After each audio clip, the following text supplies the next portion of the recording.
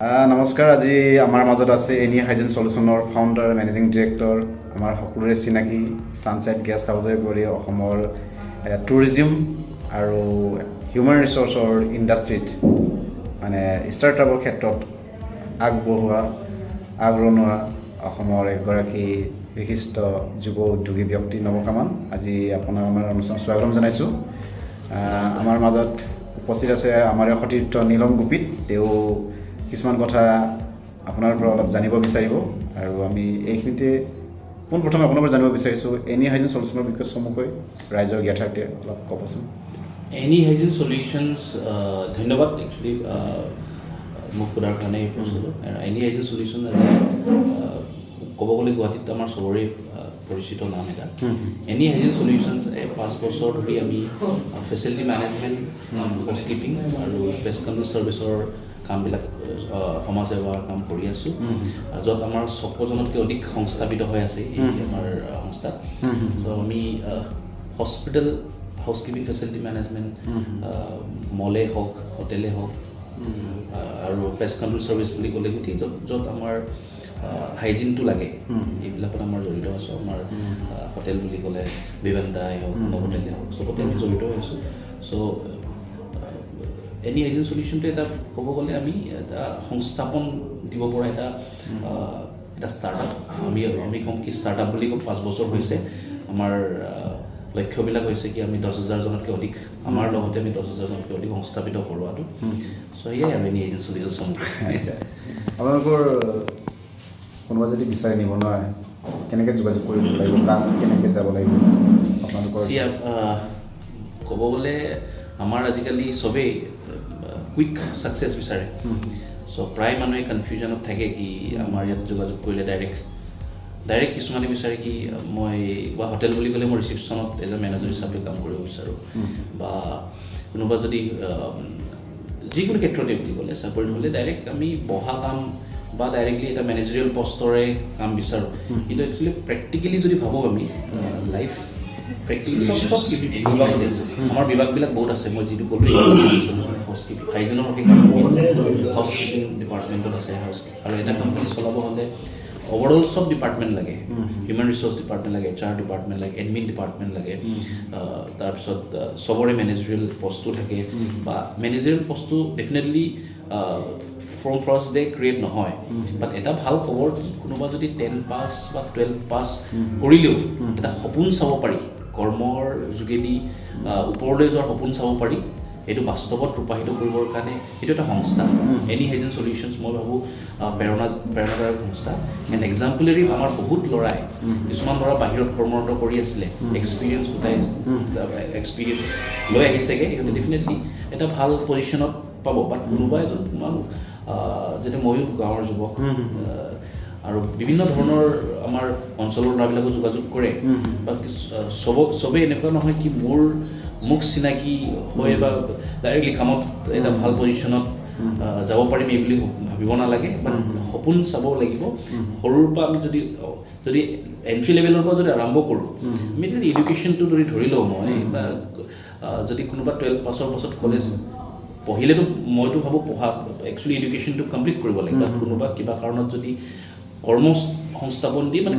কৰ্ম কৰিও যদি পঢ়াটো আগবঢ়াব বিচাৰে ডেফিনেটলি পাৰিব। পঢ়াটোৰ লগতে কৰ্মক্ষেত্ৰটো আগবঢ়াব পাৰিব। মানে এক্সপিৰিয়েঞ্চটোক লৈ যাতে সিও এটা মেনেজাৰিয়েল পষ্টত গৈ যাতে 12-15 হাজাৰৰ পৰা ধৰি হি কেন অলছ' আৰ্ণ 70,000-80,000 লাখৰ ওপৰতো কমাব পাৰিব, এইটো নিশ্চিত। এইটো মই ক'ব পাৰোঁ কি কোনোবা যদি সঁচাকৈ যদি কৰ্মসূত্ৰে যদি ইনষ্টিটিউট বুলি ধৰি লওক, it's not like directly class 10 pass কৰি 12 পাছ কৰি মই ডাইৰেক্ট কাম কৰি মই ভাল হ'ম, এইটো শ্বৰ্ট ফৰ্মকৈ একচুৱেলি ভুল ধাৰণা হ'ব বা মিছকনচেপশ্যন হ'ব বা বেলেগ মানে ভুলকৈ সপোন দেখুওৱা হ'ব। বাট য়েছ কৰ্মৰ যোগেদি আগবাঢ়িব পৰা এটা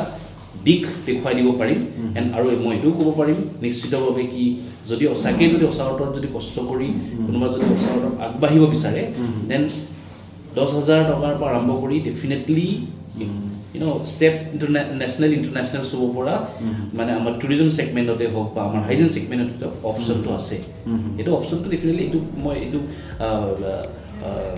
আছাম ৰুটাটৰ থ্ৰুদি মোক গোটেইখিনি জনাব নোৱাৰিম কোনোবা যদি ইচ্ছুক পাৰ্টি যদি আমাৰ অফিচত আহি যদি জানিব বিচাৰে ডেফিনেটলি জানিব পাৰিব আমাৰ ফিল্ড অফিচাৰ আছে আমাৰ মেনেজাৰ্ছ আছে ট্ৰেইনিং মেনেজাৰ্ছ আছে চ' আমাৰ ইয়াত আহিলে আপোনালোকক ডেফিনেটলি বুজোৱা যাব বা জনোৱা যাব তো আমাৰ কোনো তাৰ কাৰণে আমাৰ কোনোবা থাৰ্ড পাৰ্টি পইচা লৈ যদি কোনোবা পইচা এইটো একদম মিছা আমাৰ ইয়াত ডাইৰেক্ট যোগাযোগ কৰিলে হ'ল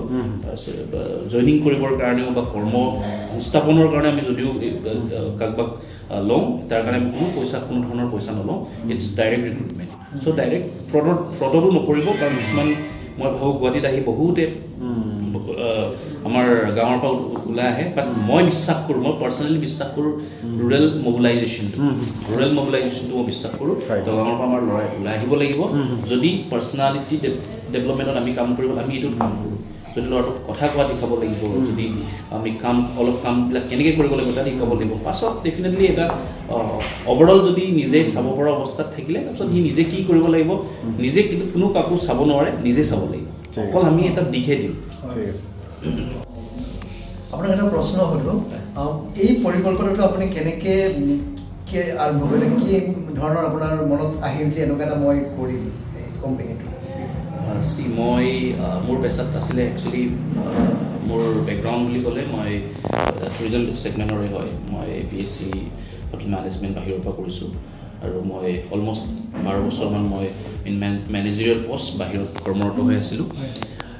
এইটো মোৰ ষ্ট্ৰং পইণ্ট বুলি ক'ব লাগিব এণ্ড মই ক'লোৱেই আকৌ মই দুনাই কৈছোঁ কি মই এজন গাঁৱৰে যুৱক চ' মই অসমৰ পৰা ওলাই মই ইঞ্জিনিয়াৰ কৰি বিভিন্ন ক্ষেত্ৰত মানে হোটেলত ৰিজৰ্টত কাম কৰিছোঁ হোটেলত কাম কৰিছোঁ ৰাজত আছিলোঁ ITCত আছিলোঁ লাভ মাইন্দ্ৰা হলিডে এইবিলাকত আছিলোঁ প্ৰি অপেনিং মেনেজাৰ স্কিম তাৰ পাছতো মই এটা ভাল আৰু ফেচিলিটি মেনেজমেণ্টত ইন বেংগলোৰ মই ৰিজনেল হেডকেও আছিলোঁ চ' এইবিলাক মই এট লাষ্টত মই ঘূৰি আহিব বিচাৰিছিলোঁ অসমত হয়তো মই অসমৰে এবাৰ অসমত ষ্টেবল হ'বগৈ বিচাৰিছোঁ মোৰ মা দেউতা অসমত থাকে গোটেই ফেমিলি অসমত থাকে বাট কিছুমান তেতিয়া মানে মই ইফ আই টক এবাউট 6 বছৰ আগৰ কথা কওঁ অসমখনত তেতিয়া মানে এই ফেচিলিটিবিলাক নাছিলে আমি অলপ পিছ পৰি আছিলোঁ নিচিনা অলপ সম্ভৱ হৈছিলে মই বহুতবাৰ চেষ্টাও কৰিছিলোঁ আহিবলৈ বাট ক'ৰবাত চেলেৰি মিলা নাছিলে বা ষ্টেণ্ডাৰ্ডটো মিলা নাছিলে চ' মই ভাবিলোঁ কি মোৰ নিচিনা আৰু অসমত বহুত মানুহে সংস্থাপন বিচাৰি বহুতেই ওলাই অহা আৰম্ভ কৰিছিলে মইতো কৈছোঁ নট অনলি মেনেজেৰিয়েল পষ্ট বাট বহুতে চিকিউৰিটি গাৰ্ডে ওলাই আহিছিলে বহুতে কৰ্ম বিচাৰি বুলি আমাৰ হাউচকিপিঙে ওলাই আহিছে বেংগলোৰ চেন্নাই ওলাই গোটেই আমাৰ অসমৰ বাহিৰত ওলাই আহিছিল বাট এতিয়া এক্সপিৰিয়েঞ্চ গোটোৱাৰ পাছতো কিছুমানে গাঁৱত গৈ একো ইউটিলাইজেশ্যন কৰিব নোৱাৰে এই 5 বছৰ 10 বছৰ বাহিৰত থাকি যায় অকল পইচা কেইটামান আনি এই পইচা কেইটামানেৰে একচুৱেলি গোটেই জীৱনজোৰা আগুৱাই লৈ যাবলৈ নোৱাৰিম বাট এক্সপিৰিয়েঞ্চটোৰে কিন্তু আগুৱাই যাব পাৰি চ' উই শুড টক এবাউট স্কিল মানে ষ্টাৰ্টিঙত আমি সদায় অকল পইচাটোৰ কথা চিন্তা কৰিব লাগে স্কিলটোৰ কথা চিন্তা কৰিব লাগে তো স্কিলটোৱে আমাক আগুৱাই লৈ যোৱাত সহায় কৰে চ' মই ভাবিলোঁ কি যেতিয়া মই প্ৰব্লেমত আছোঁ মই ঘূৰি আহিবলৈ যেতিয়া মই বিচাৰিবলগীয়া মই যদি স্কিল হৈ মোকে যদি এই প্ৰব্লেমটো দেখা দিছে এই ল'ৰাবিলাকক কেনেকৈ দেখা দিব চ' মই ভাবিলোঁ মই শ্বৰ্টকাট নিবিচাৰিলোঁ মই ভাবিলোঁ নিজেই ৰাস্তাটো উলিয়ালোঁ I have created a company call Any Hygiene Solution য'ত নেকি মই মোৰ লগতে আৰু হাজাৰজনক সংস্থাপিত হোৱাৰ দিশটো মোকলাবৰ কাৰণে এইটো আৰম্ভ কৰিছোঁ বহুত ভাল লাগিলে আপুনি যে ইমান সুন্দৰ এটা আমাৰ পদক্ষেপ লৈছে আপোনাক এটা প্ৰশ্ন সুধোঁ যে বৰ্তমানলৈকে কিমান মানে ইয়াত কৰ্মীয়ে আপুনি নিয়োগ কৰিব পাৰিছে কিমান সংস্থাপিত হৈছে ডাইৰেক্ট ইনডাইৰেক্ট এমপ্লয়ী আমি যদি ক'ব যাওঁ 800 পিপল 800 বুলি ক'লে 500জন আমাৰ ডাইৰেক্ট এমপ্লয়মেণ্ট আছে এইটো আমাৰ কৰ্পৰেট অফিচ আছে য'ত আপুনি আহিছে এইটো আমাৰ কৰ্পৰেট অফিচ ইয়াৰ পৰা আমাৰ পৰিচালিত হয় বুলি আমাৰ মই ক'লি হোটেলছবিলাকত আমাৰ গোটেই মেনেজমেণ্ট চলে ক'ব গ'লে হেল্থ চিটি টিপি হস্পিটেল প্ৰতীক্ষা ৰেইনবো বেবেণ্টা নভোটেল চ' এইবিলাকত চব আমাৰ মেন পাৱাৰে হাইজিন ছেগমেণ্টটো চোৱা চিতা কৰে ঠিক আছে এজন কেঁচা হৈ আহে মানে গাঁৱৰ পৰা এজন যুৱক তেখেতক বা তেওঁক আপুনি কেনেধৰণে ইয়াতে আহি প্ৰথমতে কেনেকুৱা ধৰণৰ ট্ৰেইনিং দিয়া আমি যেনেকৈ যি হ'লেও ইণ্টাৰভিউটো প্ৰচেছটো কৰিবই লাগিব ইণ্টাৰভিউটো মানুহে এইটো ভাবিব নালাগে ইণ্টাৰভিউ কিয় লোৱা যায় বুজিবৰ কাৰণে লোৱা যায় কিমান ফৰ এক্সাম্পল আমাৰ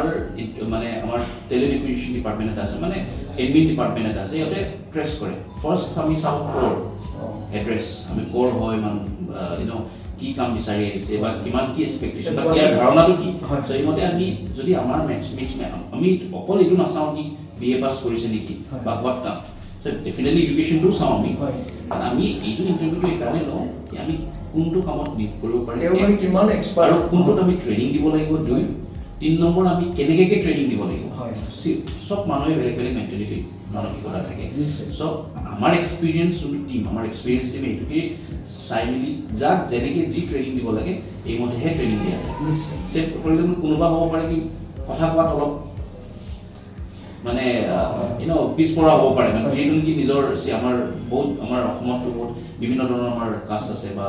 ভাষা বহুত আছে নিজৰ নিজৰ আমি ক'ব গ'লে মিচিং ভাষা আমাৰ গাঁৱৰ পৰা ওলাই আহি অলপ অসমীয়া কথা ঠিক আছে। অলপ দিগদাৰ পাব পাৰে চ' অলপ এইমতে আমি টিম এনেকুৱা টিমত এংগেজ কৰি দিওঁ যাতে সি কমফৰ্টেবলি হয়। শিকিবও পাৰে বা কামটো আয়ত্ব কৰি ল'ব পাৰে চ' এনেকৈ ফাৰ্ষ্ট ডেভেলপমেণ্ট কৰোঁ পাৰ্চনেলিটি ডেভেলপমেণ্ট কথা কোৱাৰ কমিউনিকেশ্যন তাৰপিছত কামটো বেছিক আৰু এইটো বহুত ৰকেট চাইন্স নহয় মেইনলি মানে তিনি মাহত আমাৰ এই প্ৰচেছটোৰে টক্সখিনি বেছি লাগে মানে কথাৰ যিটো কথা স্মাৰ্ট সেইটো বেছি কথা কোৱাৰ এইটো বেছি হয়। ইম্পৰ্টেণ্ট যিটো জানিব লাগে কথা ক'বলৈ এইটো ডিপেণ্ড কৰে মই ভাবোঁ কথা কোৱাতকৈ মেণ্টেলি এণ্ড ফিজিকেলি আমি ফিট হয় কাম কৰ্ম কৰিবৰ কাৰণে মেণ্টেলি এণ্ড ফিজিকেলি বৰ দৰকাৰ নিশ্চয়। আৰু if you are not fit for mentally then আপুনি একমাহমান কৰি পইচাটো লৈ আপুনি গুচি যোৱাৰ চেষ্টা কৰিব বা ক'ৰবাত আকৌ ইয়াত ভাল লগা নাই মই বেলেগত কৰিম নেকি এইটো বেছি ভাল হ'ব নেকি মোৰ কাৰণে চ' মেণ্টেলি ফিট হ'ব লাগিব মই ভাবোঁ মেণ্টেলি ফিজিকেলি ফিট যদি থাকে আপুনি যদি অলপ কথা কমকৈ ক'ব জানে শিকাব পৰা যায় মেণ্টেলি যদি কিবা হয় দেন আমাৰ অলপ দিগদাৰ হ'ব প্ৰস্তুত হৈ আহিব লাগে আমি কাম কৰিম আগবাঢ়িম চ' বিশেষকৈ মানে আজিৰ যুগত